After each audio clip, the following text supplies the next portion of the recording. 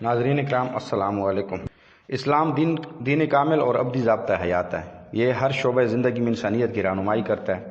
اسلام میں جس طرح عبادات و معاملات کو بنیادی اہمیت حاصل ہے، اسی طرح اس نے اخلاق، تعمیر شخصیت اور کرداری سازی کو بھی بنیادی اہمیت دیتا ہے۔ دین کا بنیادی ماخذ قرآن کریم ہے۔ یہ رشد و ہدایت کا سرچشمہ اور کردار سازی کا بنیادی منشور ہے۔ یہ وہ کتاب ہدایت ہے جس نے انسانیت کی رہنمائی کرتے ہوئے اس نے اخلاق اور کردار سازی کی اہمیت سے آگاہ کیا۔ ارشاد ربانی ہے، بے شک یہ قرآن سب سے سیدھے اور مضبوط راستے کی طرف رہنمائی کرتا ہے۔ یہ روشنی کا پیغمبر ہے۔ یہ ایک مینارہ نور ہے جس سے سارا عالم رہتی دنیا تک تاریکی سے نجات پاتا رہے گا۔ سورۃ الاسراء۔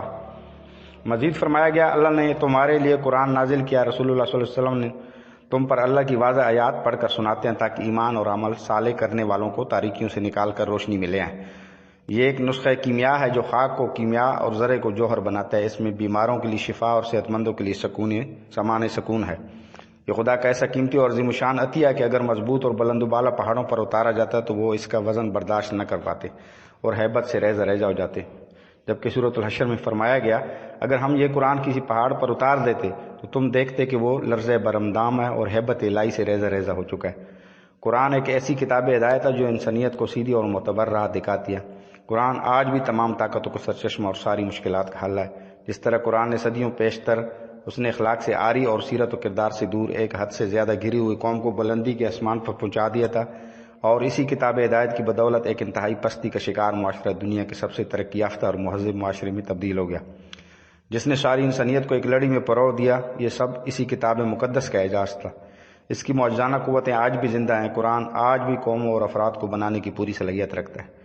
شخصیتوں کی تعمیر کا نسخہ آج بھی قوم اور افراد کو بنانے کی پوری صلاحیت رکھتا ہے۔ شخصیتوں کی تعمیر کا نسخہ آج بھی پوری طرح کارگر ہے۔ قرآن کا دامن اسی قسم کے شاپاروں سے بھرا ہوا ہے۔ اور ایک جگہ ارشاد فرمایا، اگر اللہ تمہارا مددگار ہو تو تم پر کوئی غالب نہیں آ سکتا، اور اگر اللہ تمہیں رسوا کرے تو پھر اس کے بعد تمہاری کوئی مدد نہیں کر سکتا۔ بس بھروسہ صرف اللہ پر کرنا چاہیے۔ ایک عزت، وقار اور احترام وہ ہوتا ہے جو کتابوں میں الفاظ کے لبادے میں ملتا ہے، مگر اصل احترام اور عزت وہ ہوتی ہے جو اپنے اعمال، کارکردگی اور کردار سے کمائی جاتی ہے۔ کتابوں میں تو یہ بھی لکھا ہوا کہ جھوٹ نہ بولو، رزق حلال کھاؤ، قوانین پر عمل کرو، وغیرہ وغیرہ، لیکن سوال یہ ہے کہ کیا کتابی باتوں پر ہمارے ہاں عمل ہوتا ہے؟ مطلب یہ کہ کتابی الفاظ کو اگر عمل، کارکردگی اور کردار کی حمایت حاصل نہ ہو تو وہ اپنا احترام کھو دیتے ہیں، اس لیے کہ احترام، وقار اور عزت کا تعلق دل اور ذہن سے ہوتا ہے۔ چنانچہ محض حکم دینے سے نہ کسی ادارے یا شخص کا احترام بڑھایا جا سکتا ہے، نہ لوگوں کو احترام کرنے پر مجبور کیا جا سکتا ہے۔ مطلب یہ کہ سچی عزت کمانی پڑتی ہے، اس کے لیے محض آئینی و قانونی الفاظ میں انحصار نہیں کیا جا سکتا۔ کسی فرد یا قوم کی تعمیر میں سب سے بڑا رول قوت ایمانی کا ہے۔ ایمان کا درجہ فرد یا قوم کی زندگی کے لیے روح کا ہے۔ یہ شخصیت کو زندگی اور زندگی کو توانائی بخشتا ہے۔ اس کے بغیر دنیا میں نہ کوئی پنپ سکتا ہے اور نہ ابھر سکتا ہے۔ شخصیت بنتی ہے اسی بنیاد پر۔ اسے ہٹا کر کی جانے والی ہر کوشش فقط خسارے کا سودا ہے، جس کا نظارہ ہر دور میں چشم فلک نے کیا اور جس پر ماہ و سال کی گردش گواہ ہیں۔ قرآن کریم نے صدیوں کے اسی تجربے پر تصدیق کی مہر لگائی ہے۔ ترجمہ، قسم ہے زمانے کی، بے شک انسان گھاٹے میں ہے سوائے ایمان والوں کے جنہوں نے نئے کمال کیے، ایک دوسرے کو حق کی تلقین اور صبر کی تاکید کی۔ سورۃ العصر۔ یہ سورت حسن اخلاق اور شخصیت سازی کے مسئلے میں سب سے مرکزی حیثیت رکھتی ہے۔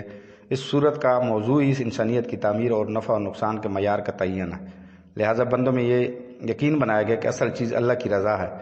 ساری محنت اس لیے کی جانی چاہیے کہ اللہ ہم سے راضی ہو جائے۔ اس لیے زندگی کے ہر مسئلے میں یہ دیکھنا ہوگا کہ اللہ کی مرضی باقی نہیں رہ جاتی۔ ارشاد باری تعالیٰ ہے، ترجمہ، فیصلہ صرف اللہ کا ہے، اسی پر میرا بھروسہ ہے اور بھروسہ کرنے والوں کو اسی پر بھروسہ کرنا چاہیے۔ سورۃ یوسف۔ اللہ کا ارشاد ہے، کیا وہ گمان کرتا ہے کہ اس کا مال اسے ہمیشہ زندہ رکھے گا؟ ہرگز نہیں، یہ سارا مال جہنم میں پھینک دیا جائے گا۔ وما علینا